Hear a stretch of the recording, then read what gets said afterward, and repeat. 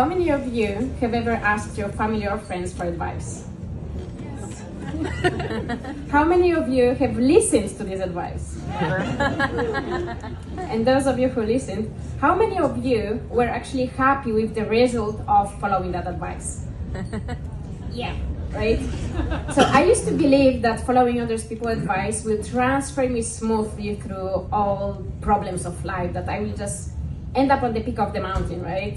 Because if I want to get somewhere, I would ask older and smarter people than me who already did what I want to do, right? So they know life, they're better, they're smarter and wiser.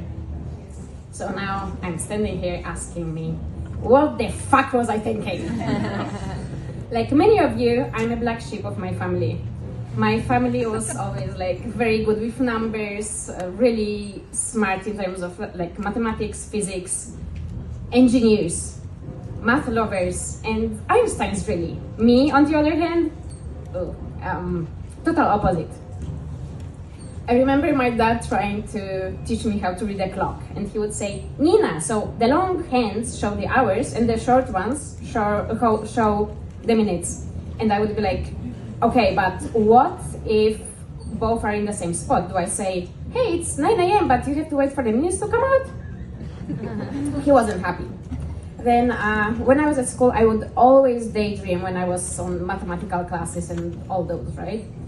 And do you know those funny exercises like Jenny has 7 apples, John took 5 but only ate 3. How many apples does Jenny have? Not 2. In my head, whatever John took but hasn't eaten still belongs to Jenny. So she would have 4. Unfortunately, the school system and my teachers would not agree.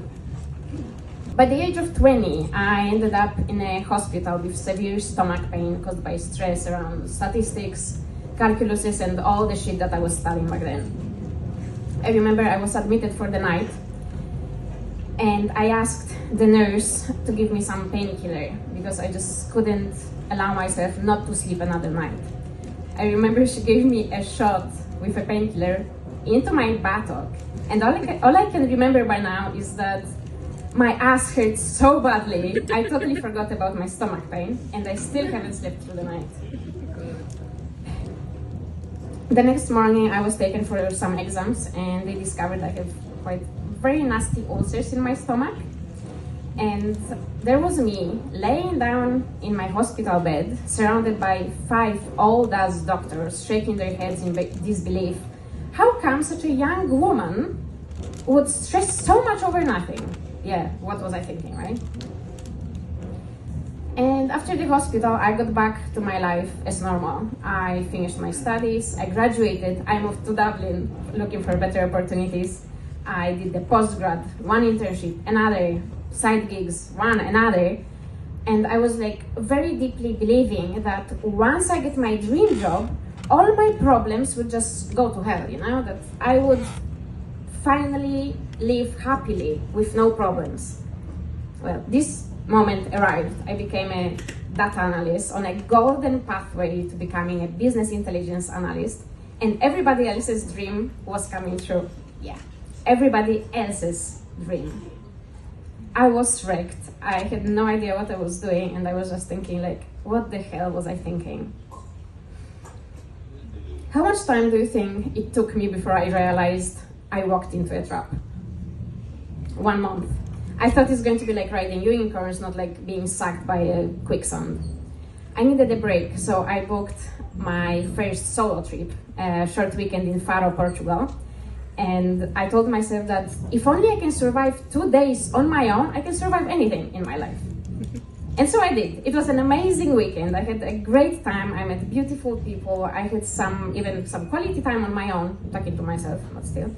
And there was this girl, Rosanna. She asked me quite out of nowhere, where do you wish you lived? And I replied in an instant, in a sunny place. But obviously it was in Dublin. She started to tell me about French Caribbean islands, Martinique and Guadeloupe, and I fell in love with this in an instant, because what she was describing sounded like a paradise. And the moment I got back home, I did all my research. What do I need to move there? what's the weather like, what do I need to bring, what is the population of chickens and goats out there. I became obsessed, and I really like chickens, by the way. And I made the decision. That was it. I decided I'm going to move to Martinique, and I just needed to stay a couple of more months to raise up my savings, and that was it. A few months later, I moved to Martinique. It was fantastic. It was a paradise indeed, and I had the best time ever. I was unemployed. I just had some savings. I was living the life I never thought I wanted. And that was the thing. I didn't want to stay there. My plan was to find a job, learn French, live there happily ever after. But the idea of exploring, getting to know new people, cuisine, places was just stronger. So I ended up traveling for 2 years around the globe, and halfway through it, I was offered a fully remote job, which was very uncommon back then, a couple of years ago, before pandemic. Unfortunately, again, it was IT sector, but it was funding my lifestyle back then, so that was all I really needed.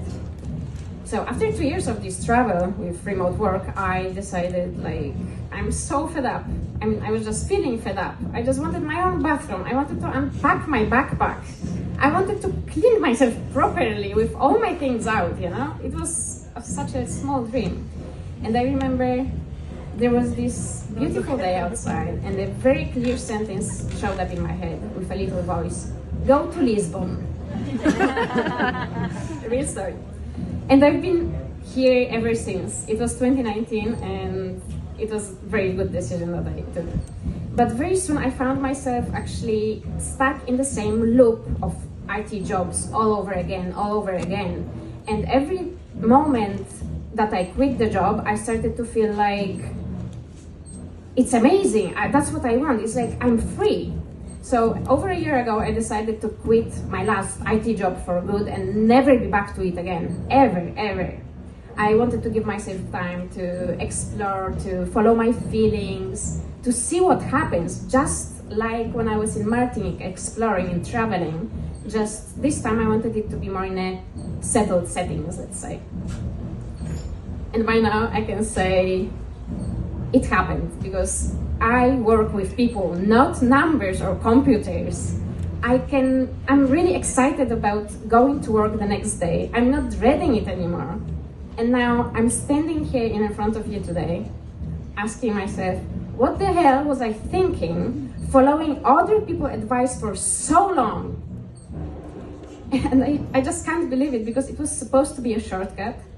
But instead, it took me for a hardcore off-road, costing me many years. And the other one, what the hell was I thinking? Quitting the only job I knew how to do. Well, I just smiled, because I wasn't thinking at all. I was just following a feeling, and that was the only thing that saved me from coming back to the same shitty loop as ever. Thank you.